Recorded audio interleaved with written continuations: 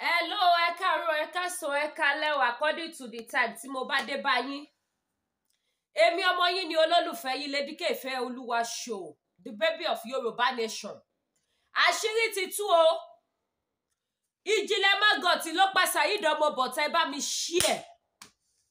Ìjìnlẹ̀ ló pa Saheed ọmọ Bọ̀tá, ìjìnlẹ̀ Magoti ló pa o, ìjìnlẹ̀ tó wà lórílẹ̀-èdè ìlú Turkey. Ìjìnlẹ̀ tí Dúpẹ́ Onítìrí ń lò tó rán níṣẹ́, àṣírí wọn ti tú, ẹ máa bá mi share. Ẹ bá mi pín wọ gbòòrò ayé. Ẹ bá mi gbé wọ kíni, ẹ bá mi pín wọ gbòòrò ayé. Àṣírí ìjìnlẹ̀ ti tú. Ìjìnlẹ̀ apayọ̀. Ẹ máa bá mi share kẹ́ máa kọ tọ́pìkì sí. Ẹ máa bá mi share gbogbo ẹ̀yin abiyamọ tẹ́ ní fojú sunkún ọmọ. Gbogbo ẹ̀yin tẹ́ ní ríbi, tẹ́ ní rí wàhálà, tẹ́ ní rí dààmú. Gbogbo ẹ̀yin táyé ò ní fi òkú yọ̀ yín, táyé ò ní fi òkú ọmọ yọ̀ yín. Gbogbo ẹbí ọmọ táyé ò ní fọmọ dà yín láàmú. Ìjìnlẹ̀ ló pa Saheed ọmọ Bọ̀tá, ìjìnlẹ̀ Magoti ló pa Saheed ọmọ Bọ̀tá. Akínwọlé Àjàní Saheed tí gbogbo èèyàn mọ̀ sí ọmọ Bọ̀tá. Ìjìnlẹ̀ ló pa, ìjìnlẹ̀ tó wà nílùú Turkey. Ìjìnlẹ̀ tó ń ṣe program Òmìnira Nation. Ẹ má bá mi share o. Mi ò gbójú mi pamọ́ o, mo gbójú síta o. Mo gbójú síta fi sọ o. Ìjìnlẹ̀ Magoti òun ló pa Saheed ọmọ Bọ̀tá. Ìjìnlẹ̀ eléyìí ń ṣe allege. Kò ń ṣe allege, mo tún sọ. Orúkọ tèmi ni Olúwakẹ́mi Ìfẹ́olúwa aka Lady K, baby of Yorùbá nation. Èmi sọ fún gbogbo ẹ̀yin èèyàn lẹ́ni pé ìjìnlẹ̀ Magoti ló pa Saheed ọmọ Bọ̀tá. Ìjìnlẹ̀ ló pa Saheed ọmọ Bọ̀tá pẹ̀lú gbogbo àwọn kánkọ̀sí ẹ̀. Ẹ bá mi ṣe, ẹ bá mi jẹ́ kí gbogbo ayé mọ̀. Ìjìnlẹ̀ àṣírí ẹ ti tú, àṣírí òbò. Abájọ bí Saheed ọmọ Bọ̀tá ṣe kú báyìí. Ní ìjọ tí wọ́n tún fọ̀ Saheed ọmọ Bọ̀tá. Ìjọ yẹn ni Ìjìnlẹ̀ ti bọ́ sórí program. Tí Ìjìnlẹ̀ ti ṣe pariwo. Tó ní pé èèyàn kan ló pa, tó bẹ̀rẹ̀ sí ní dárúkọ bàbá ń bàbá. Tó dárúkọ bàbá oníbàbà. Tó ní bàbá oníbàbá ló pa. Àṣeṣe ni wèrè fẹ́ ṣe cover up. Àṣewèrè ò fẹ́ káṣírí òun tú ni. Àṣọ lórí burúkú aláyé ń bàjẹ́, apanilẹ́kúnjayé kò fẹ́ káyé mọ orúṣẹ́ bí tóun ṣe ni. Ìjìnlẹ̀ àṣírí ẹ ti tú, wọ́n ló pa Saheed. Èmi Lady K, mo testify sí pé wọ́n ló pa Saheed ọmọ Bọ̀tá. Ìjìnlẹ̀ ẹ bá mi share program, ẹ bá mi jù fún. Ẹ bá mi jù fún gbogbo ẹbí Saheed ọmọ Bọ̀tá, ẹ bá mi jù fún ìyàwó gbogbo ẹbí Ìjìnlẹ̀ Magoti. Èmi Lady K, mo sọ with full chest, with boldness, wípé Ìjìnlẹ̀ ló pa Saheed ọmọ Bọ̀tá, àṣírí ẹ ti tú. Àti wọ́ àtàwọn ìsọ̀ǹgbí ẹ lẹ́jọ́ pa Saheed ọmọ Bọ̀tá. Ẹjọ́ plan, ẹjọ́ pa Saheed ọmọ Bọ̀tá, àṣírí yìí ti tú. Olórí burúkú ẹ wá bọ́ síta. Ìwọ ní bàbá kan ló pa Saheed ọmọ Bọ̀tá. Jọ́ torí Ọlọ́run, ṣé bàbá yẹn ló gbé lọ sí Ghana? Ṣebí kẹ́ lè bá pa, kẹ́ lè bá yẹ̀jẹ̀. Òun lẹ ṣe dá owó jọ fún. Voice note bẹ́ ṣe dá owó jọ fún, mo ti ní lọ́wọ́. Tẹ́ fi mú ọmọ ọlọ́mọ lọ sí Ghana, tẹ́ lọ pa sí Ghana. Tí ẹ fi mú ọmọ ọlọ́mọ lọ sí Ghana, tẹ́ lọ pa sí Ghana. Olórí burúkú Ìjìnlẹ̀ kí tó máa play àwọn voice note evidence tí mo máa analyze kí tó máa play ẹ̀ fún yín. Ìjìnlẹ̀ ìbéèrè mi fún ẹni wípé ìgbà tí gbogbo ẹ̀yin tẹpẹrẹ ayé lábí amọ mi ní ṣépè fún yín o, ṣùgbọ́n àwọn Ìjìnlẹ̀ ẹnu mi ò ní gbófo lórí ọ̀rọ̀ ayé ẹ. Ẹnu mi ò ní ṣe kí ni kò ní gbófo, máa ṣépè fún ìwọ ni mo mọ̀ pé yes, ìwọ ni mo mú red-handed. Mo sì ń gbọ́ ni wípé ẹ pọ̀ tẹ dáwó fún Saheed ọmọ Bọ̀tá. Mo dẹ̀ ní voice note evidence lọ́wọ́ tí mo máa play tó bá tásìkò. Now Ìjìnlẹ̀ ìgbà tẹ́ ń dáwó, tẹ́ ń gbé Saheed ọmọ Bọ̀tá lọ sí Ghana, jọ́ torí tọlọ́run. Bàbá tó fò bọ́ síta níjọ́ tó pa ọmọ ọlọ́mọ nítorí àṣírí yé tó mọ̀ tó ṣe ti torí ẹ̀ pa Saheed ọmọ Bọ̀tá. Jọ́ torí Ọlọ́run, ṣé bàbá yẹn mọ̀gbà tẹ́ ń dáwó fún kó máa lọ sí ìlú Ghana? Ṣé bàbá yẹn mọ̀gbà tẹ́ ṣe meeting tẹ́ dá owó fún Saheed ọmọ Bọ̀tá kó máa lọ sí Ghana? Àṣírí yín ti tú, àṣírí yóò níbò. Lẹ́yìn ikú Saheed báyìí, gbogbo ẹ̀yin níbi tẹ́ wà nínú struggle, gbogbo ẹ̀yin tẹ́ mọ̀ nípa bí Saheed ọmọ Bọ̀tá ṣe ìrìnàjò lọ sí Ghana, ilẹ̀ alárun á gbé gbogbo yín mi, òkú Saheed ọmọ Bọ̀tá máa pa yín because mi ò lè gbàgbé àjọṣepé mi àti Saheed ọmọ Bọ̀tá. Ẹ̀yin èèyàn máa show fídíò kan fún yín. Nígbà tá lọ síbi ó ṣe ju fídíò yẹn gan sí mi nínú group sí mo wà ní. Nígbà tá lọ síbi 50 birthday bàbá. Èmi àti Saheed báyìí lájọ jókòó, Saheed ló ń ṣe fídíò mi. Good memory ni mo ní nípa Saheed. ìjọ tí Saheed rí mi wọ́n nà wọ́n ní ìlú Ìbàdàn. Saheed ọmọ bọ̀tá bá mi ya fọ́tò, ó ń ṣe àwọn fọ́tò oríṣiríṣi tó edit ẹ̀ fún mi, mo kàn déédé rí ni. Mo fẹ́ sọ pé Saheed ọmọ bọ̀tá lẹni tó kọ́ pé èmi Olúwakẹ́mi yìí ni mo rè mí ilẹ̀ Yorùbá. Mi ò mọ ohun tó ń jẹ́ bẹ́ẹ̀ láyé mi, mi ò orúkọ yẹn rí láyé mi. Saheed ọmọ bọ̀tá ni, bẹ́ẹ̀ ló ń ṣe fídíò lóríṣiríṣi ló fún mi. Gbogbo ẹ̀yin tẹ́ mọ̀ nípa bí Saheed ọmọ bọ̀tá ṣe kú, ẹ ní jèrè, àwọn ọmọ yóò ní jèrè, ikú òjijì apayé. Gbogbo ẹ̀yin tẹ́ mọ̀ bí Saheed ọmọ bọ̀tá ṣe kú, Ìjìnlẹ̀ ó máa ṣọ́kù ni, Ìjìnlẹ̀ ó máa fi kú ṣe ìfàjẹ́. Wọ́n á tú fún ẹ lójijì bí wọ́n ṣe tú fún Saheed ọmọ bọ̀tá lójijì, ó máa tú fún ẹ lójijì pẹ̀lú gbogbo àwọn tó kù tẹ́jọ́ ṣiṣẹ́ bí yẹn. Wọ́n máa tú fún yín one by one. Ẹ má bá mi share fídíò yìí o. Now kí fídíò ẹ má bàa gùn, ẹ jẹ́ kí kọ́kọ́ máa play voice note ìyàwó Saheed ọmọ bọ̀tá. Máa kọ́kọ́ play, lẹ́yìn ẹ̀ máa play voice note àǹtí Saheed ọmọ bọ̀tá. Lẹ́yìn ẹ̀ máa tún wá play àwọn voice note mi. Tí fídíò yóò bá gùn jù, máa show fídíò èmi àti Saheed nígbà tá lọ ṣe 50 years birthday Májàsọ́lá. Mi lè gbàgbé memory yẹn, mo rí fídíò yẹn báyìí mo sunkún ni. Fídíò yẹn gan ló ti jẹ́ kí n rántí wípé ó pé ẹ̀mejì tèmi àti Saheed ọmọ bọ̀tá ra wọ́n náà wọ̀n. Mi ìrántí mọ́ mi tí ẹ̀rántí pàjọ pàdé níbi birthday kọ́kọ́. Lẹ́yìn ìgbà tí 2021 tájọ pàdé nìbàdàn fún ti rally nìkan mo rántí. Gẹ́gẹ́ tí mo rí fídíò yẹn báyìí mo rántí wípé àṣẹ méjì ni mo ti rí Saheed ọmọ bọ̀tá rí. Kọ́ lọ ń jọ náà àánú ẹ̀ kó má jẹ́ kí n tún rí mọ́, kó bá mi dẹ ilẹ̀ fún níbi tó wà. Ìjìnlẹ̀ ò ní jẹ́tọ́ àfi kó lọ kú dànù kí wọ́n gbàgbé ẹ nínú ayé. Wo lórí burúkú ọkùnrin. Now ẹ jẹ́ ká kọ́kọ́ bẹ̀rẹ̀ báyìí. Ẹ bá mi share o, ẹ subscribe, ẹ follow page mi o. Wo ikú gbóná ni gbogbo yín máa kú wọ́n bẹ̀ wọ́n. Share this time around, especially when it comes to Ìjìnlẹ̀. Mi ní take it easy pẹ̀lú ẹ. Ìwọ ló pa Saheed ọmọ bọ̀tá, Ìjìnlẹ̀ ló pa. Mi ò yọ sọ, mo sọ. Ìjìnlẹ̀ ìwọ ló pa Saheed ọmọ bọ̀tá. Ṣùgbọ́n lórí burúkú ti tẹ bọ́ síta níjọ́ tó ọmọkùnrin yẹn kú, ó ní bàbá kan ló pa. Ó bẹ̀rẹ̀ sí ní pariwo lágbájá. Mi ò ní dárúkọ ẹni yẹn tó ẹni yẹn kì í ṣàpàyàn, àgbàyàn là ni. Ó gba Saheed ní gbòjò, ó gbà nígbà ẹ̀wọ̀n. Ó bẹ̀rẹ̀ sí ní pariwo lágbájá ló pa olóṣì oníṣẹ́ bí ẹni bí ènìyàn. Àtijọ́ tó ti sọ pé wọ́n gbé lọ ẹ lọ pàdé Adélé òmìnira kìíní kan kò kúrò lórí YouTube. Ó lè ò ní fowó YouTube ṣe ohun re. Wàá fi wo ẹkún, wàá fi wo ìbànújẹ́. Ìjìnlẹ̀ Magot lọ́lá àwọn tó nílẹ̀, lọ́lá ìṣẹ̀dá, gbogbo ìṣẹ̀dá tó ti jìyà fún ìrìn àjò Yorùbá nation. Gbogbo owó YouTube tó ń gbà yẹn, wàá fi wo ikú, wàá fi wo àìsàn, wàá fi wo ìfòòró, wàá fi wo wàhálà, wàá fi wo ìdààmú. Ẹ bá mi share fún Ìjìnlẹ̀. Kó tún lọ jù síbi tó ní kó máa ju àwọn fídíò mi sí kí Joe Biden ṣèdájọ́. Olórí burúkú, olóṣì. Ẹ jẹ́ play voice note ìyàwó Saheed. Ẹ kúrọ̀lẹ́, mo kí gbogbo ọmọ Yorùbá o. Ẹ kú àdúró ti Saheed Akínwọlé Àjàní tí gbogbo èèyàn mọ̀ sí Saheed ọmọ bọ̀tá. Ìyàwó ọmọ bọ̀tá ló sọ̀rọ̀ o. Mo kí yín ẹsẹ̀ ẹ kú àdúró tí o. Elédùmarè ò ní fẹ̀yìn náà lẹ̀ o. Ẹni fi irú ẹ̀gbá lágbára Ọlọ́run. Ẹ jọ̀ọ́ first note kan ó ń jà rìnrìn káàkiri. Ẹ máa gbọ́ o, ẹ máa gbọ́ o, ẹ máa gbọ́ o. Máa dákẹ́, máa analyse gbogbo ẹ̀ papọ̀ kí fídíò ẹ máa gòjì. Wọ́n fẹ́ ṣe autopsy fún ọmọ bọ̀tá. Pé àwọn tó ń báṣẹ́ lọ tẹ́lẹ̀tẹ́lẹ̀ kan dáwọ́ dúró. Pé wọ́n fẹ́ ṣe autopsy fún. Pé a gbọ́dọ̀ gbé òkú ẹ̀ wálé lẹ́sìn pé wọ́n bá ṣe autopsy. Ẹ jọ̀ọ́ gbogbo ẹbí wọn ò nídìí autopsy mọ́. Kẹ́ ẹ bá gbé òkú ẹ̀ wálé ìlàfẹ́ o kásìn. Òkú Saheed ọmọ bọ̀tá òkú ìbànújẹ́ ló jẹ́ fún gbogbo ẹbí o torí ọmọ kékeré ni. Kò lè dùn mọ́ ẹbí ẹ̀ nínú. Kán máa wo òkú ẹ̀ níbi tó wà kán mọ́ ti sìn. Ẹ jọ̀ọ́ afẹ́kán bá gbé òkú ẹ̀ wálé ni o. Torí àwọn kan ń tírẹ́tì wa pé tán bá gbé òkú ẹ̀ wálé ẹni tó bá dánwò máa ṣẹ̀wọ̀n.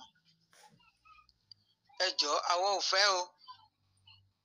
Afẹ́kẹ́ bá gbé òkú ẹ̀ wálé ni o ká sìn o. Àwọn tó dẹ̀ ń báṣẹ́ lọ ọ́n ní kán dá wọn dúró. Ẹ jọ̀ọ́ ibo náà ti máa ń ṣerú ẹ̀. Láwọn tó ti ń ṣe wàhálà láti yejọ́ ẹ̀. Ibi tán gbókú ẹ̀ kalẹ̀ sí nílẹ̀ẹ́lẹ̀ tí ò sẹ́nì kankan tó yà sí. àwọn yìí náà wá gbé òkú ẹ̀ lọ sí mọ́ṣúárì o, àwọn yìí náà ṣèwé náà ṣe everything tó nídìí, ó wá kú kán dá owó kán gbé òkú ẹ̀ wálé, ní wá ní àwọn ẹ̀sẹ̀ fẹ́ bẹ̀rẹ̀ ẹsẹ̀ tàwọn wípé àwọn fẹ́ ṣe autopsy, anybody ò gbọ́dọ̀ gbé òkú ẹ̀ wálé. Ẹ jọ̀ọ́ a bẹ̀ gbogbo ọmọ Yorùbá, ẹ dákun ẹ jọ̀ọ́, a nídìí autopsy kankan mọ́ o, kán bá gbé òkú ẹ̀ wálé ká sin o, nǹkan tá a fẹ́ nìyẹn o, ẹ jọ̀ọ́ o. ẹ̀yin ìyá yìí bàbá ṣe ti gbé jẹ́ ká kọ́ analyse yẹn kó ìṣàlàyé ẹ̀ fún yín kó yé yín yékéyéké ká tó wá gbọ́ ti tàǹtí Saheed àti bẹ́ẹ̀ bẹ́ẹ̀ lọ voice note yẹn pọ̀ ká máa gbọ́. Ẹ gbọ́ tí ìyàwó Saheed, ìyàwó akọni ọkùnrin akọni ọmọ ló sọ̀rọ̀ yẹn, ìyàwó tó ní sí Nàìjíríà tó ṣe abiyamọ fún, àwọn ni wọ́n sọ̀rọ̀ yẹn. Àwọn nígbà tí Saheed ọmọ Bọ̀tá kú, àwọn Dúpẹ́ Onítìrí group wọn yà sí. The only thing tí Jílẹ̀ sáré ṣe ni pé ó sáré wá sórí social media, ó wá pariwo lágbájá ló pa Saheed, tàmẹ̀dò ló pa kíníkan wọn sọ jù bẹ́ẹ̀ lọ́wọ́ ṣe anything with the hope wípé gbogbo àwa ta tẹ̀lé àwọn bàbá alálùbáríkà, àwọn bàbá ìdùnnú, àwọn bàbá téèyàn lè fi yọgàn, àwọn atóní gbà má gbẹ̀jẹ́ tí ṣe bàbá Akíntóyè àti Chief Sunday Igboho, with the hope wípé wọn ò ní turn up sí wọn nítorí ó ti tẹ̀lé Onítìrí, ṣùgbọ́n nítorí àwọn bàbá yóò ń ṣe ọ̀dájú, àwọn tá a sì tẹ̀lé wọn náà èèyàn ni wá, bẹ́ẹ̀ yóò yìn wá máa yé gbogbo mídíà tó tẹ̀lé bàbá Akíntóyè àti Sunday Igboho, èèyàn ni wọ́n gbogbo mídíà mi ìyẹn ní kankan sílẹ̀ tó tẹ̀lé bàbá Akíntóyè àti Sunday Igboho, èèyàn ni wọ́n gbogbo wọn ṣùgbà wọ́n dìde, àwọn home-based media dáwó, àwọn world media dáwó, wọ́n gbé lọ́ọ̀yà dìde, wọ́n ló yá ẹ kọ́kọ́ lọ bá wa ṣe investigation, ṣé tòótọ́ ni àbí wọ́n ṣeré. Wọ́n padà dìtẹ́tì pé tòótọ́ ni Saheed ọmọ Bọ̀tá kú, eléyìí ò ṣe prank. Ọwọ́ bẹ̀rẹ̀ sí ní ṣe investigation, ilẹ̀ ńlẹ̀ ni wọ́n fi òkú Saheed ọmọ Bọ̀tá sí. Ìjìnlẹ̀ wàhálà rẹ̀ gbẹ̀yà yí ẹ, alálẹ̀ àmú ẹ, òkú ọ̀run àfìyà jẹ́. Òkú Saheed ọmọ Bọ̀tá wọ́n fi sílẹ̀ ní àwọn olórí burúkú yìí, ọ̀rọ̀ adélé ni wọ́n jókòó tí sórí social media tí wọ́n rán lẹ́yìn pọ́ ti pariwo síta. Àwọn ẹni bí èèyàn wọ́n gbé àwọn èèyàn dìde lọ sí Ghana, àwọn ọmọ kọ́lẹ̀ Yorùbá tó wà nílùú Ghana wọ́n tún gbé wọn dìde, wọ́n ṣùgbà Saheed láti ṣayé ṣe autopsy, ó di kọ́ dáwó home-based media àti world media wọ́n dáwó, wọn àwọn tó tún máa dáwó ń dáwó, àwọn ìkòkò náà ń gbìyànjú títí wọn lọ́dọ̀ wọn, àwọn kan tẹ̀ wá sí òkú Saheed di kí ló ń ká ti pé náà wọ́n sọ di business, ọwọ́n ń gbà káàtì oríṣiríṣi sílẹ̀, but àwọn ìkòkò náà ń ṣe títí wọn ní ọ̀nà tó tọ́. Àwọn world media, àwọn bàbá Akíntóyè gbogbo wọn náà wọ́n gbégbèsè títí wọn, tí ó bá ṣẹnu tí ó kò ní, tí ó bá ṣe olórí burúkú Dúpẹ́ tó dé wà lálẹ́ ṣe bóyá kí gbogbo wọn jọ sowọ́ pọ̀ ni, but oníkálukú dùn wípé kí ìyá má jẹ Saheed, but àwọn tó gbìyànjú tó ṣiṣẹ́ jù àwọn tí bàbá ni àtàwọn world media. Òun lẹ gbọ́ tí ìyàwó Saheed ń sọ wípé àwọn tó ti ṣiṣẹ́, wọ́n ti ṣe autopsy, wọ́n ti ṣe gbogbo necessary thing, wọ́n ti lọ sí court, wọ́n ti lọ gba gbogbo òwe, ìkọ́nú àwọn ọmọ kọlẹ̀ Yorùbá tó kọ̀wé ẹ̀ sílẹ̀ máa play voice note títí tẹ̀ náà ẹ̀ máa gbọ́ tí wọ́n fi ṣe onídùúró fún òkú Saheed ní Ghana. Àwọn Onítìrí ò ṣe anything. Ìgbà tó wá rí wípé àṣírí ti tú, àwọn yẹn ti lọ ṣe autopsy, bẹ́ẹ̀ ni mo sọ fún yín, wọ́n ti lọ ṣe autopsy ikú tó pa Saheed ọmọ Bọ̀tá. Ìjìnlẹ̀ ìwọ ló pa, èmi Lady K sọ bẹ́ẹ̀ fún ẹ, ìwọ ló pa. Wọ́n lọ ṣe autopsy, wọ́n ti lọ ṣe gbogbo ẹ̀. Kí ni àwọn Ìjìnlẹ̀ gbọ́ pé wọ́n ti lọ ṣe autopsy, wọ́n ti bẹ̀rẹ̀ sí ní ṣe gbogbo ẹ̀ báyìí. Báwọn Ìjìnlẹ̀ ṣe bẹ̀rẹ̀ wèrè nìyẹn o pé wọn ò gbọdọ̀ sí Saheed. Àwọn ẹbí tí wọ́n ní kó bá wọn gbé òkú yẹn wá sílé, kó wá sí ilẹ̀ Káàárọ̀ Oòjíire nítorí ó jìyà fún ilẹ̀ Yorùbá. Ikú Yorùbá nation ni Saheed ikú, ó kọ̀ kó sọ́wọ́ one person ni. Ọmọ Saheed bọ́ ọmọ Bọ̀tá ò ṣe ọmọ àlè ilẹ̀ Yorùbá, kì í ṣe ọmọ àlè. Ohun tó dé ló ní kọ́ wá wò òun, ìfẹ́ àfẹ́jù tó ní sìn rẹ̀ ló ṣekú pa, ló ṣe lọ tẹ̀lé wrong person pẹ̀lú àwọn tí wọ́n confuse ọmọkùnrin yẹn. Onínúure ni Saheed ọmọ Bọ̀tá. Nígbà tí wọ́n wá ti rí bẹ́ẹ̀, àwọn ẹbí tí ní kò jọ torí ọlọ́kọ́ bá wọn dáwọ́, mo ti sọ kí ní efiri lórí program tí mo ṣe ní mo máa ṣe program láti lè gbé òkú ẹ̀ wálé. Kí ni wọ́n lọ fẹ́ ṣe yẹn fún tọ́? Bí àwọn Ìjìnlẹ̀ ṣe bẹ̀rẹ̀ nìyẹn, òun lẹ gbọ́ tí ìyàwó Saheed sọ pé wọ́n ti ń tírẹ́tì àwọn, wọ́n ń tírẹ́tì àwọn ẹbí àwọn wípé àwọn ò gbọdọ̀ fọwọ́ kọ Saheed. Kí ló dé tẹ máa ní káwọn ẹbí máa fọwọ́ kọ òkú ẹ̀? Kí ló dé tẹ máa ní kó máa gbé wá sílé? Ṣé lẹ́yìn tẹ ti dáwó fún? Mo ní voice note tó proof tó ṣàlàyé bẹ ṣe dá owó fún Saheed lọ sí ìlú Ghana. Mo máa play ẹ̀, mi fẹ́ kí fídíò yìí gùn jù ni. Ẹ bá mi share ẹ̀yin tẹ bá fẹ́ gbọ́ gbogbo àṣírí.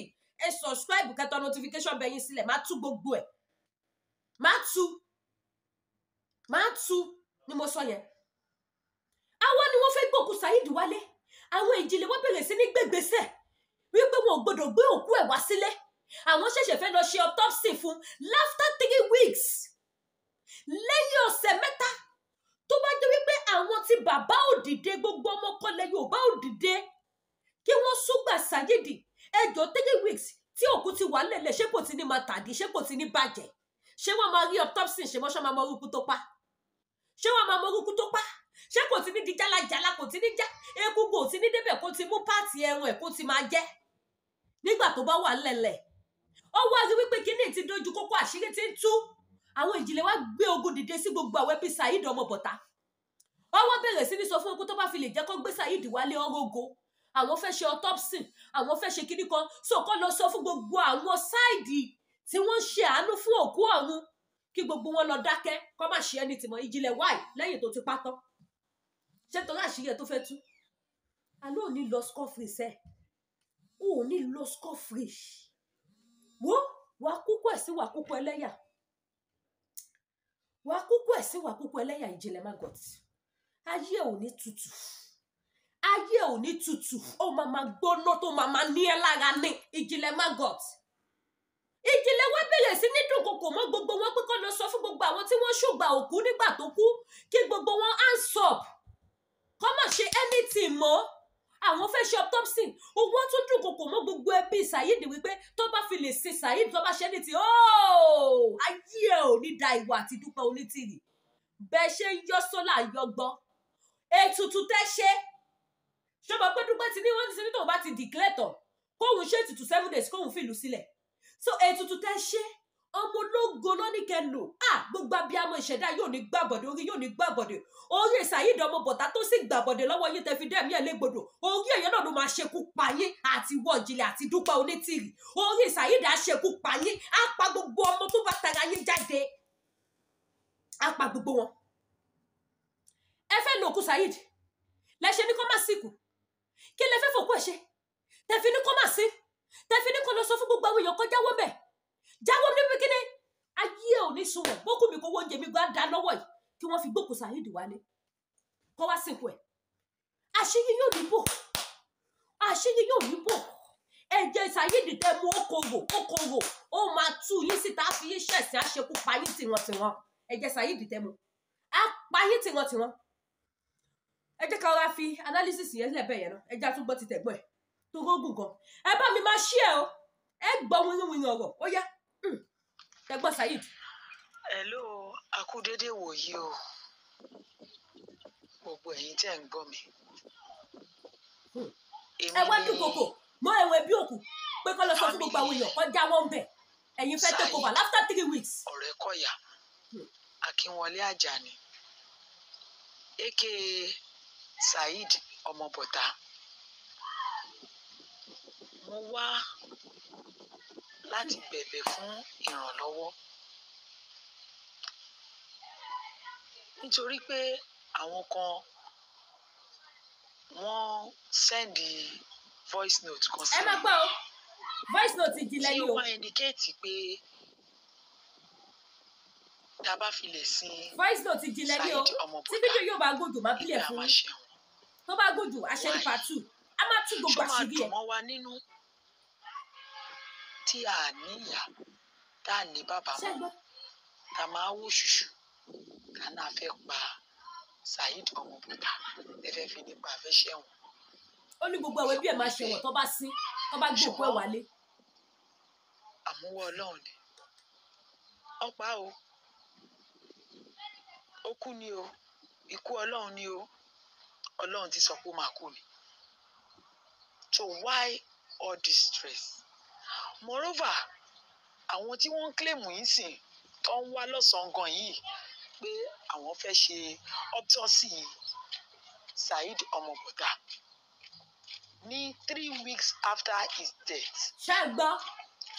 Ṣé tó bá jẹ́ pé àwọn group ọmọ bọ̀dá tí wọn ò ti ṣe àjò ẹ̀ tán fi gbé láti inú ilé ẹ̀ tán ti rókò ẹ̀ ní fresh tán fi gbé lọ mọ́ṣúárì tó fi wá di pé wọ́n ṣe autopsy ẹ̀ tó fi wá di pé wọ́n embalm ẹ̀ tó ti wá wà ní neat position. Ṣé àwọn gúrùpù tán wá ń sẹ́ǹdì pé àwọn ṣe fẹ́ ṣe investigation ni ṣé ìdí náà fẹ́ máa ṣe investigation lé lórí? Ó yẹ kó rí bẹ́ẹ̀.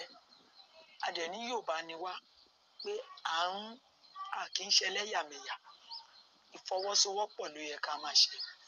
Nǹkan tèmi nígbàgbọ́ tó yẹ kí a ṣe ni pé àwọn gúrùpù yẹn ó yẹ ká yìn wọ́n yínníyínní ká lè ṣe mí. Ẹ̀gbọ́n Saheed ló ń sọ̀rọ̀ yìí o. Ká yìn wọ́n. Ká lè mọ̀ wípé àwọn ọmọ ọkọ tó tẹ̀lé bàbá Akíntóyè wọ́n fi Saheed sílẹ̀ seconds. Káwá bí wọ́n níbi tó stọ́ọ̀pù dé. Níbo ló kù sí tá a lè fi lọ sin Saheed ọmọ bọ̀dá sílẹ̀ Odùduwà kí ó sùn rè nítorí ó jìyà ó ṣe wàhálà lórí Yorùbá nation. Bẹ́ẹ̀ ni ó ṣe kò sí rọ́bẹ̀ ó ṣe. Our family our against ẹ o kí ló ń bà kiri ó ní láyé kàkà kí òun kú nọ́mà òun máa kúkú láti jà fún òmìnira orílẹ̀-èdè wọn which is Yorùbá. So why ṣerú ẹni bẹ́ẹ̀ tí ò kọ̀ọ̀kan tí family lè ṣe fóun tó ní Yorùbá yìí ní sẹ́ẹ̀ ṣerú ẹni bẹ́ẹ̀ ló yẹ ká máa fòkú ẹ̀ tàfàlà kò yẹ kẹ́ ṣe bẹ́ẹ̀ fún wa ẹ jọ̀ọ́ nítorí tọ́lọ́run nídìí gbogbo investigate tẹ̀yìn ẹ̀ ń fa kiri nídìí ẹ̀ bí ẹ ṣe máa ràn wá lọ́wọ́ tẹ́ máa support àwọn group Saheed ọmọbọ̀dá tí òkú ẹ̀ tó máa fi wá sílẹ̀ òmìnira òun ni ká máa ṣe òun ni ká fọwọ́sowọ́pọ̀ ká ṣe ẹ jọ̀ọ́ mo bẹ̀ yín ni mo rọ̀ yín ni ẹ bá fọwọ́sowọ́pọ̀ ká fi gbé òkú ẹ̀ wá sílé ká sin kí ó lọ sinmi mo fi Elédùmarè mo fi bẹ̀ etí kálukú tó bá ń gbọ́ yìí mo dẹ̀ dúpẹ́ lọ́wọ́ àwọn tí wọ́n ti dáwó nídìí kan àbí kejì láti gbà tó ń ṣe àpò yóò ní gbẹ o àpò ṣáṣá mùlá ògbẹ́rí àpò yóò ní gbẹ Ọlọ́run àtúbọ̀ máa wà pẹ̀lú ẹ máa rí owó nínú owó ẹ máa rí ọlá nínú ọlá inshallah lọ́dọ̀ àti là òkú ìsìláàmù ló kú Saheed kò yẹ kó kú ẹ máa ráre nínú yìnyín ṣùgbọ́n àti kọ́ bẹ́ẹ̀ ni ẹ̀mẹ́ ìkókó ẹ̀ tó ráre jù báyìí lọ ẹ support wa instead of mama threatening pé a gbọ́dọ̀ lọ sí ẹ support. ṣé ń gbọ́ tí àwọn èèyàn pé àwọn ẹbí ẹ̀ kọ́ máa sí Elédùmarè ìjìnlẹ̀ Odùduwà agbèwà ẹ ṣeun on behalf of the family of Ọ̀rẹ́kọ̀yà thank you very much. ṣé gbọ́ ṣé ẹ ti gbọ́ báyìí yéyí bàbá ìjìnlẹ̀ dé ṣé tí àwọn ẹbí pé wọn ò gbọ́dọ̀ sin òkú Saheed ìjìnlẹ̀ ṣé tí wọ́n pé wọn ò gbọ́dọ̀ gbé òkú ẹ̀ wálé ìjìnlẹ̀ ṣé tí àwọn ẹbí Saheed ọmọ bọ̀tá wípé kó yá lọ sọ fún gbogbo àwọn tí wọ́n ń take responsibility bí tí wọ́n mọ bí òkú ṣe wọ mọ́ṣúárì kí gbogbo wọn lọ hands up láì jẹ́ bí òun máa kó wọn sẹ́wọ̀n níwọ̀ ẹlẹ́wọ̀n wanted. Jésù inú mi ò dùn ìjìnlẹ̀ ẹlẹ́wọ̀n ni wanted ní ẹ̀ wanted ní ẹ̀ nítorí ẹ̀wọ̀n bó ló fẹ́ kó wọn sí ẹ̀wọ̀n bó ló fẹ́ káwọn ẹbí Saheed ọmọ bọ̀tá sí lẹ́yìn tó pátó àbí wọn kọ́ ló ṣe arrangement bẹ́ẹ̀ ṣe gba owó tẹ́ fi gbé lọ sílùú Ghana ṣé ìwọ kó sẹ́yẹ ìjìnlẹ̀ ṣé o mọ̀ bó ṣe dé Ghana mo ṣì rántí dáadáa nígbà tèmi àti Saheed ọmọ bọ̀tá máa ń sọ̀rọ̀ òun gan ló pè mí níjọ́ yẹn mo ti sọ lórí ètò rí a máa sẹ́ẹ̀dì kan sí mi máa sẹ́ẹ̀dì kan sí mi bó ṣe pè mí nìyẹn bí àmọ́ rẹ bí kúkú rí bẹ́ẹ̀ béèrè mi àbúrò bàbá mi kì í kúkú ṣe bẹ́ẹ̀ ọlá bí gbogbo ẹ ṣe dá náà ni fẹkọtì náà láti lè mi ò pa àwọn èèyàn nígbà mo dẹ̀ tún wáyé pé gbogbo ẹ ti di ẹlẹ́yàmẹ̀yà mo ra dúró lórí ọwọ́ mi ò mẹ́ni tó ń ṣe tonítìrì mi ò mẹ́ni tó ń ṣe ti bàbá Akíntóyè mi ò dẹ̀ nífẹ̀ẹ́ nǹkan tí máa lọ kó sọ́wọ́ tó máa nílé díkè sọ pé mi ò fẹ́ kó má sọ̀rọ̀ gan kọ́kọ́ show evidence tó fi pè wàhálà ni irọ́ tó bá wá pamọ́ ẹ lórí kọ́ yẹn tí wọ́n screenshot bó ṣe pè wọ́n sọ pé kẹ́lẹ̀ mọ́ pé mi ò parọ́ ọmọ ṣèbí kọ́ọ̀nì táìmù tó pè mí nì ọṣẹ́ wo ló fẹ́ fi mọ̀ pé gbogbo yẹn lèmi ṣe dúró ti tèmi ló ní ó ga o sísá mi kíní kankan ló bẹ̀rẹ̀ sí bá mi sọ̀rọ̀ pé lẹ́yìn gbogbo wàhálà tóun fèsì pẹ̀lú àwọn ọlọ́pàá òun ti wà ní Mẹ̀dúgùrì ilẹ̀ Haúsá ni Saheed ọmọ Bọ̀tá sọ fún mi pé òun wà ilẹ̀ Haúsá ó ti dòkú ọ̀run orí mi ò rí Saheed ò ṣẹ̀ mí kò ṣe bí mi ni mo ní kí lẹ lọ ṣe nílẹ̀ Haúsá nígbà tá à ń pariwo pé káwa Yorùbá dúró tẹ́yìn tí wàá sọ pé lọ sílẹ̀ Haúsá ilẹ̀ Haúsá tẹ wá sí tọ́dẹ̀ mọ́ pé ajìjàgbara Yorùbá nìyí tí wọ́n bá wá lọ ń tírèsì yín níbẹ̀ nǹkan àwọn Fúlàní ló ní kí n má wọrí kò sí nǹkan kan ìyá mi mọ́ mi ò ló bẹ̀rẹ̀ sí ní sàmì pé kò sí nǹkan kan ní ẹni tó Ọlọ́run aṣọ aláàbò lórí yìí o ẹ ṣáàjọ o tẹ bá ti lè rí pé ẹ ti gbọ́ ẹ tètè máa padà bọ̀ wá sílẹ̀ wa o láì mọ̀ pé lórí burúkú àwọn ìjìnlẹ̀ yìí wọ́n ti gbé pamọ́ sí ìlú Ghana wọ́n fẹ́ ṣe òkú Saheed ọmọ Bọ̀tá lòkú òru wọ́n wá máa wọ ẹni tó máa fi kọ́ lọ́rùn wọ́n á máa wọ ẹni tó máa fi kọ́ lọ́rùn pé lágbájá ló pa tàmẹ̀dò ló pa ẹ̀yin náà wò ó jọ́ tọmọkùnrin yẹn kú ìjọ yẹn nìjìnlẹ̀ ti sọ̀rọ̀ nípa ẹ̀ lórí platform tó ti gbọ̀bọ́ síta bàbá lágbájá ló pa Saheed lágbájá ló pa Saheed ó tọ́ kò sọ kókó mọ́ láì mọ̀ pé lórí burúkú ẹ̀ ló pa ìjìnlẹ̀ ò ní jẹ́ tán náà ẹ̀yẹ èèyàn ẹ má bínú pé àwọn voice note ti gùn it's an evidence kí ni ìjìnlẹ̀ threaten life àwọn ẹbí ẹ̀ fún kí ló threaten wọn fún ọmọ Saheed your family ìgbà tó ti kú gbọ́ àbúrò àìtọ́ ẹ̀ ti dìde kẹ́ gbé gbèsè tó yẹ kẹ́ gbé ṣebí tó rẹ̀ fẹ́ káṣírí yín kó tú ni after 3 weeks ṣebí òun lẹ gbọ́ lẹ́nu ìyàwó lẹ gbọ́ lẹ́nu ẹ̀gbọ́n ẹ̀ 3 weeks ẹ ṣẹ̀ṣẹ̀ wá bẹ̀rẹ̀ sí ní ju voice note ẹ wọ́n message àwọn ènìyàn wípé tó bá sì Saheed ọmọ Bọ̀tá ẹ̀wọ̀n lọ́ máa kú sí ẹ máa kó gbogbo wọn lọ sẹ́wọ̀n kò ní dà fún ẹ ìjìnlẹ̀ wo gbogbo òòṣà igba arúmọlẹ̀ tí ń bẹ nílẹ̀ Yorùbá kò ní jẹ́ òsinmi láyé ẹ ṣé òkú dùnú náà kù Saheed ọmọ Bọ̀tá ni ó ṣe lọ mú Dáúdù lé yín kẹ pa jẹ Dúpẹ́ náà ṣe lọ má kọ bí ọmọ ẹ kó sún jẹ kó fi ṣe ètùtù agbára tó fẹ́ ṣe fún òmìnira nation kí ló dé tí ṣé Dúpẹ́ ò bímọ ọkùnrin ni tí ó bá bímọ ọkùnrin ìjìnlẹ̀ wọ́n lọ́mọkùnrin lọ́wọ́ náà ọmọkùnrin ló wà lọ́wọ́ ní Turkey kí ló dé tó mọ ọmọkùnrin ẹ sílẹ̀ kẹ́ fi ṣe ètùtù agbára òmìnira nation tẹ́ ẹ wá tó fi wá jẹ́ Saheed ọmọ Bọ̀tá lẹ pa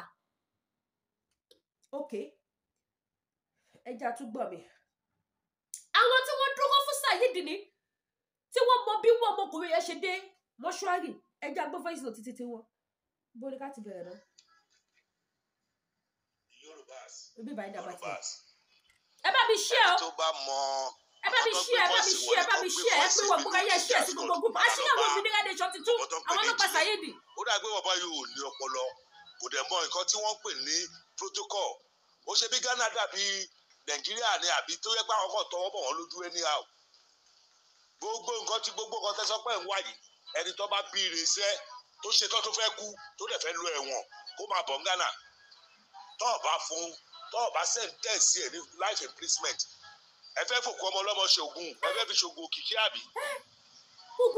ìwé àgbé ọmọ lọ wọ́n gbé ọmọ kú ọlọ́pàá gbé ọmọ láti inú ilé ẹ̀ wọ́n lọ drop ẹ̀ sílẹ̀ lẹ̀ mọ́ṣúárì. láti bẹ̀ a lọ sí police station a lọ pẹ̀lú ọlọ́pàá a lọ sí mọ́ṣúárì from mọ́ṣúárì wọ́n ní ká lọ gba ìwé hospital tó kú sí wa a ní láti lọ gba ìwé hospital tí ọmọ Bọ̀tágò mọ́ náà bẹ̀. èmi ló kí gas god mo kó dọ́kúmẹ̀ntì mi lẹ̀ ṣòwò ìjìnlẹ̀ nídọ̀ ó lè kó dọ́kúmẹ̀ntì ẹ̀ lẹ̀ fún ẹni tí ó wọlé ìlẹ́gà sínú kọ́ńtì tó wà. at the end of the day a ní láti ṣe kíni a ní láti ṣe processing again pẹ̀lú gbogbo àwa tíìmù wa a tún padà sí mọ́ṣúárì láti mọ́ṣúárì wọ́n láwọn gbọ́dọ̀ ríwèé láti kóòtù láti bẹ̀ amúwèé lọ sí kóòtù kóòtù sáìn wọn gbogbo statement táwọn ọlọ́pàá kọ èmi gangan tí mo fi ìwé dọ́kúmẹ̀ntì mi lẹ̀ gbogbo photocopy ẹ̀ ló wà gbogbo ẹ̀ ló wà tí mo ní òkè àbúrò mi ni ọmọ bàbá mi ni wọ́n pè mí wọ́n sọ pé nǹkan báyìí ṣẹlẹ̀ sí mo dẹ̀ wá síbẹ̀ mo dẹ̀ fẹ́ rí mo dẹ̀ fẹ́ mọ gbogbo nǹkan tó ṣẹlẹ̀ sí wọ́n dẹ̀ ní right mo dẹ̀ kọ́ right wọ́n dẹ̀ gbà lọ́wọ́ mi wọ́n dẹ̀ rí wọ́n dẹ̀ stamp wọ́n dẹ̀ fáìlì ẹ̀ wọ́n fáìlì ẹ̀ at the end of the day from there I started processing a lọ sí court a kọ́ lọ ṣe corona test. ṣé ń gbọ́ o. after àgbà yẹn a lọ court. ṣé ń gbọ́ o bí wọ́n ṣe gbé ìgbésẹ̀ láti lè make sure wípé wọ́n gbé òkú Saheed ọmọ Bọ̀tá kúrò lẹ́lẹ̀ òun lẹ́ ń gbọ́ yìí o. mo tún padà bọ̀ bóyá kọ́ọ̀lù kan ló já kọ́ọ̀lù mi kóòtù ní kó ṣe autopsy fún kóòtù ọ̀dà wọn kó ṣe autopsy fún wọ́n ṣe autopsy gbogbo nǹkan tó fi ṣiṣẹ́ tó fi ṣe autopsy àwọn tíìmù wa yìí ló rà before that time sef mo fọ̀rọ̀ ẹni before that time ilẹ̀ ilẹ̀ lọ́mọ Bọ̀tá wà. ṣé mo pàmò ẹbí ẹ náà sọ ìyàwó ẹ sọ àǹtí ẹ sọ. wọ́n ṣe kí ni wọ́n gbé sí mọ́ṣúárì after the mọ́ṣúárì a padà sí court láti court lọ́tí wọ́n dà gbé kó ṣe autopsy fún wọ́n dẹ̀ ṣe autopsy fún gbàtọ́ ṣe autopsy fún nípa ọ̀rọ̀ bẹ́ẹ̀tì ọrùn ẹ̀ wọ́n sọ ọ̀rọ̀ tó máa sọ lé lórí ìyẹn ẹ̀ lè gbọ́ lẹ́nu mi wọ́n sọ ọ̀rọ̀ tó máa sọ lé lórí at the end of the day wọ́n kíìpù bọ́ yìí wọ́n ní ká kíìpù ẹ̀ sínú mọ́ọ̀gì mẹ́ẹ̀ adẹ̀ ṣe kí ni adẹ̀wò gbòkè ó yá wípé ó yá o kọ́ máa ṣe kí ni yìí lọ ìwọ bombastic animal kan fucking civilian ó wá ń sọ̀rọ̀ wípé wọ́n á gbé àwọn kan wọ́n á ti àwọn kan mọ́lé ìwọ tó yẹ pé wanted ni ẹ ìwọ wanted ìwọ tó yẹ pé ìjọba ò tí ì ṣe pé wọ́n pẹ̀lú ẹni tó yẹ pé wanted gangan ni wọ́n gan ẹ̀wọ̀n ilẹ̀kùn ọ̀rọ̀ báyìí wọ́n sílẹ̀ ni báwo lórí ìwọ ìjìnlẹ̀ àbí kí ló ń pè báwo ni ọkọ rẹ ò sì ṣiṣẹ́ looking gas god ní mi fẹsẹ̀ mi bá ṣe wọlé màá sẹ́ndì àwọn ìjìnlẹ̀ bá gọ̀t láti ọ́fíìsì mi lọ sí kí lórúkọ ẹ̀ foreign affairs tó ìlú tó wà tó o bá deport ẹ̀ láàrin 30 minutes 30 minutes mo sọ tí ó dẹ́ta bá kọ̀ ọ̀hún lára is one of the terrorists in Nigeria pé kọ́ ṣe kí ni kọ́ gba fóònù ọ̀hún ẹ̀ kọ́ ṣe kí ni kọ́ wẹ́ni tó gbé èdè tó sọ ó dà pé òun ní ọpọlọ òṣìṣẹ́ ṣe tọmọ Yorùbá títí tí ẹni dọ́kúmẹ̀ntì the same thing ní dọ́kúmẹ̀ntì wá àwọn tó máa fún yín ní data ẹni tó bá bíire inú àwọn tó ń tẹ̀lé yín kó wá sí Ghana because question mẹ́ta ni màá ní kí gọ́ọ̀mẹ̀ntì béèrè lọ́wọ́ kí àwọn chief inspector àti CID man àti detective àwọn mẹ́tẹ̀ẹ̀ta yẹn kọ́ béèrè lọ́wọ́ ẹni yẹn pé ńgbà tí ọmọdé yìí kú ibo lẹ wà first day second day 1 week 2 weeks 3 weeks ó dà bẹ́ẹ̀ mẹ́rin tí ẹ̀ bá sọ̀rọ̀ I know law. ó tún gbọ́ ọmọ òun yẹn kò ní lẹ́nu bọ́ọ̀dì tó máa dìde sọ́wọ́ òkú ẹ̀. ó kò sọ̀rọ̀ ó kò bọ́ sẹ́ni ó sọ̀rọ̀ yamayama who are you and the people wey are like this terrorist people wey dey kóra yín jọ. ṣé màmá yín bá mọ̀ pé òun dára òun lójú kó bọ́ sí gbogbo Nàìjíríà ẹ̀yin tẹ̀lé masquerade tẹ̀lé yọ. I don't fear anybody and I don't fear any bagger. Kò sí ọmọ ogun tẹ́lẹ̀ ní tẹ́bá kó wọn wá wọ́n ní lọ pé kí ló ṣe yín kí ló which kind of rubbish be that? ẹ̀kọ́ máa sọ̀rọ̀ ẹ̀ ṣe báwọn illiterate bí ẹgbẹ́ yín lẹ̀ máa sọ̀rọ̀ wà sẹ́ẹ̀dì àwọn kan lọ. tẹ́ẹ̀ bá ní nǹkan tẹ́fẹ́ fòkó ọmọ bọ̀dá ṣe kí làbọ̀ lọ́ máa sọ fẹ́ẹ̀tì àwọn fámìlì ẹ̀ pé gbogbo ọ̀nà bá pa gbogbo ọ̀nà bá kọ́ family ẹ̀ṣẹ́ tí wọ́n. ẹ̀ bá jẹ́ ẹ̀yin kankan tó yẹ pé ẹlẹ́wọ̀n ní you are wanted. You are very stupid. You are bombastic animal. Ìjìnlẹ̀ ọwọ́ what are you calling yourself? Stupid man. Ogba o ṣe I can't tell you this side. I can't tell you this side. Idiot. Ṣé bá gbọ́ voice note tó fi halẹ̀ máwọn èèyàn? Ẹ̀tọ́ bá bí lẹ́nu yín kó máa bẹ̀. Ìjìnlẹ̀. Ẹ bá gbé wá tutù bàbá yín gbé. Èmi ló kí n dàsọ ọdún mo máa ń sọ. Ẹ bá gbé tutù bàbá yín gbé. Ẹ bá gbé gbígbóná. Ẹ ní dúró òwòtọ́. Nínú àwọn lídà yín tó gbọ́ pé Saheed kú ṣùgbọ́n sọ pé forget about Saheed. Wọ́n wá bìí pé wọ́n á ní kí n forget ọmọ Yorùbá ẹgbẹ́ mi. Kọ́ wá rí ìdùnnú kan látọ̀dọ̀ mi. You people are very stupid. You people are very stupid. Ẹ bá wa ṣí ẹ o. Káwọn yẹn lè mọ tó ṣẹlẹ̀ o. Àwọn ọ̀rẹ́ wọn ní kọ́ gbé lọ fún ẹ. No king as God ní mí. tó bá bí ẹ̀rí o lè pè mí I will blast you face to face who are you tó bá dẹ̀ ṣe wèrè tọ́kì tó wà yẹn wà á gba lẹ́tà láti ọ́fíìsì wà á send lẹ́tà sí foreign affairs yẹn wà á dẹ̀ kọ́ lẹ́tà dẹ̀ tẹ̀lé straight the next day báyìí ó máa láàdì sọ́wọ́ àwọn detective tó wà nílùú yẹn ni wọ́n á gbọ́ àìjáde ó dàgbọ́ òṣì ó bá àwọn kan ṣe ó ṣe bó ṣì ó ṣe báwọn èmi wà náà tó bá ṣe òṣì at the end of the day the next thing DSS agbọ́ Nàìjíríà wọ́n máa ṣú ẹni. orí bá ṣe bó sí lẹ́yìn ṣíkí kò expect kó máa mú wọn ṣe máa mú ẹ̀rí ẹ̀ jù wọn ní fún yín lára wọn mú gbogbo yín àti dúpẹ́. ọ̀rọ̀ bẹ́ẹ̀ ti dání àwọn ọmọ ọlọ́mọ tẹ́jẹ́ kọ́ lọ kó sínú prínsì ló dá torí wọn ọmọ ọlọ́mọ ẹ wá ń wá ọdún tẹ́jú fẹ́ ṣògùn kìkì ẹ fẹ́ sòkú ọmọ ọlọ́mọ dìdàkudà wọ́n máa ṣe ọtọ́sí lẹ́ẹ̀mejì ni àfẹ́ṣe bí Ghana gbà bí Ghana àwọn gọ́ọ̀mẹ̀ntì Ghana òṣèlú èèyàn kan máa lọ gbé èèyàn ìyá kan lọ tọ́jú èèyàn kan pamọ́ láì ṣe pé wọ́n fún ní àpúfà tó gbé gbígbé kẹgbé death certificate everything láti gbà ṣẹ́ni tí yóò wọ́n fún ní death certificate àbẹ́ni tí dókítà kọ rìpọ́ọ̀tù ẹ̀ nígbà tí dókítà kọ rìpọ́ọ̀tù tán adákọ̀ dọ́kítà padà lọ sí court jọ́ọ̀jì chief justice ní pé ó pè ó sáìnì ó stamp ẹ̀ ó basic animal woman being ó jẹ́ lọ tó o bá ní iṣẹ́ lọ wáṣẹ́ kọ́ tàbí kó lọ wá iṣẹ́ tó bá ṣe kiri. ẹ bá mi ṣí ẹ fún jílẹ ẹ bá mi ṣí ẹ fún Yàjàká ẹ bá mi ṣí ẹ sí gbogbo gúrùpù wọn gbogbo wọn pátápátá jẹ́ kí wọ́n gbọ́ fídíò yìí àwọn olórí burúkú ilẹ̀ amú yín òkú Saheed ajẹyín níyà òkú Saheed ajẹwọlé ọmọ bọ̀tà ó máa jẹyín níyà ó tún kù kan.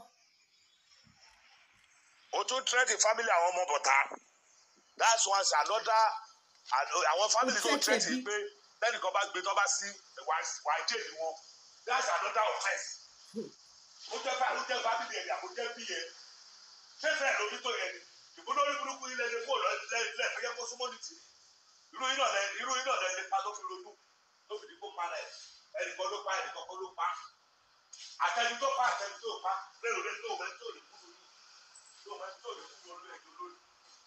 wọ́n wá sọ̀rọ̀ kan àwọn tó ń ṣe agbátẹrù ẹ̀ wọ́n kówó jẹ gbàgbé polo àyè látòrí ìwọ àtàwọn ọjà yín àtàwọn tẹjọ́ ṣe owó olówó lẹ̀ ń gbà lẹ́ tó jẹ ayé aláyé lẹ̀ ń bàjẹ́ kò ní jẹ́ àwọn ọ̀rọ̀ ẹ̀ wọ́n jẹ́ kò ní jẹ́ àwọn ọ̀rọ̀ ẹ̀ tó bá bí ẹ̀rí o lè pè mí àwọn tó sẹ́ẹ̀dì wọ́n lè kú nọ́mbà mi fún ẹ̀ kó pè mí I will blast you fucking civilian like you bombastic animal ìwọ tó jẹ́ tọ́kì tó wá jẹ́ lónìí. wẹ́rẹ́ oníwèé mi tó wà gọ́sẹ̀ fún you are one of the terrorists in Nigeria idiot. torí òòrè bá ẹ sọ̀rọ̀ ni who are you àtàwọn ẹjọ́ kóra yìí kiri who are you. kíni kò jẹ anything tẹ bá jẹ somebody ni ó yẹ kó ẹ ronú tó bá kó o ní ẹni tó nílò ẹni ò mọ iye tó bá kó o nílò Saheed lábúrò àbò onílẹ̀gbọ́n àbò bírú ẹ̀ lọ́mọ ó ní máa sọ pé wọ́n ṣọ́tọ̀sì fún irọ́ ni ẹ̀tún bá tún ṣe la fẹ́ẹ́ ní stupid wá bùkà àwọn owó rẹ̀ fún lówó jẹ náà àwọn wèrè tó ń tẹ̀lé yín lè máa bùkà mọ́ àwọn tó ń gbowó lọ́wọ́ yìí àbáwọn tẹjọ́ ń jalè lẹ́nu máa bùkà mọ́ èló làwọn èèyàn dá lórí owó Saheed táwọn kan máa jókòó sí owó tí ò ti wọ̀ owó tá a ti ná gan owó tó wà lẹ́gbẹ̀ẹ́ owó tá a ti ná lórí gbogbo dọ́kúmẹ̀ntì ọ̀tọ̀ sí gbogbo ẹ̀ ó ju owó tí wọ́n dá lọ wọn kò bá síkà nígbà kan wọ́n á sọ̀rọ̀ rámaràmá sáwọn àwọn fọ́padà ìwòsàn sọ̀rọ̀ sáwà. You are very stupid somebody. táwọn kan bá pọ̀ ẹ́ wá pọ̀ ẹ́ lé tó bá pọ̀ ẹ́ ra ilé àpọ̀ ẹ́ lé tó ò bá pọ̀ ra ilé ọ̀rọ̀ yìí nǹkan tí mo kàn fẹ́ kó yẹ ni pé ẹrù tó bá lè gbé ni kò gbé táwọn èèyàn bá kàn dákẹ́ tọ́kọ̀ òun òyìn tó ń sọ̀rọ̀ tẹ́ẹ̀ ṣòṣì tẹ́ẹ̀ ṣorí burúkú òun àwọn yẹn lẹ́ni máa ṣe lẹ́ni máa lẹ̀ mọ́ èmi ò kí ṣọmọ gáràjì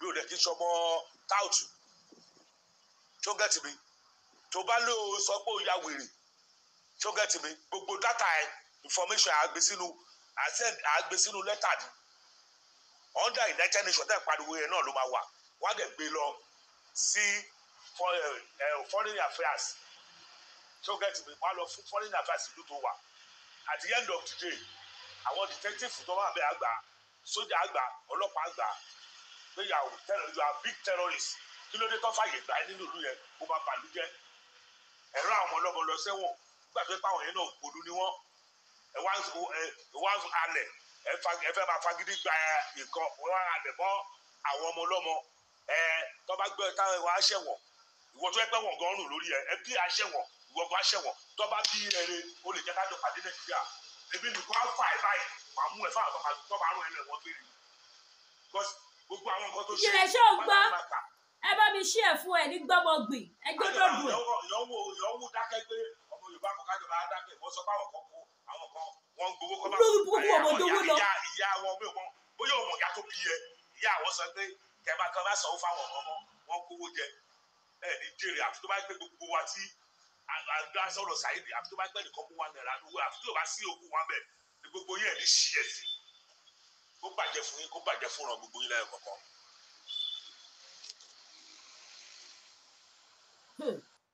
ẹ̀yin ìyá mi ẹ̀yin bàbá mi ọ̀rọ̀ lẹ ti gbọ́ yẹn o ìtúsí ìjìnlẹ̀ Margot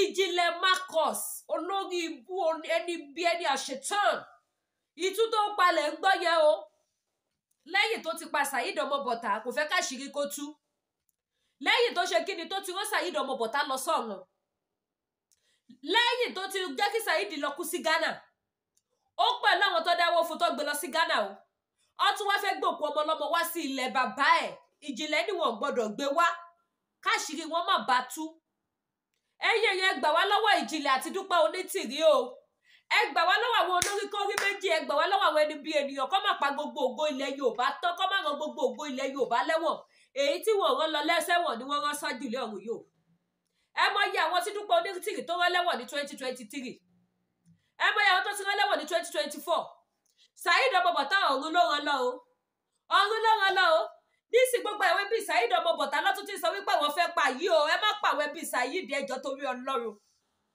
ẹ fi wọ́n lọ́rùn sílẹ̀ òkú ọ̀fọ̀ lòkú Saheed jẹ́ kì í ṣe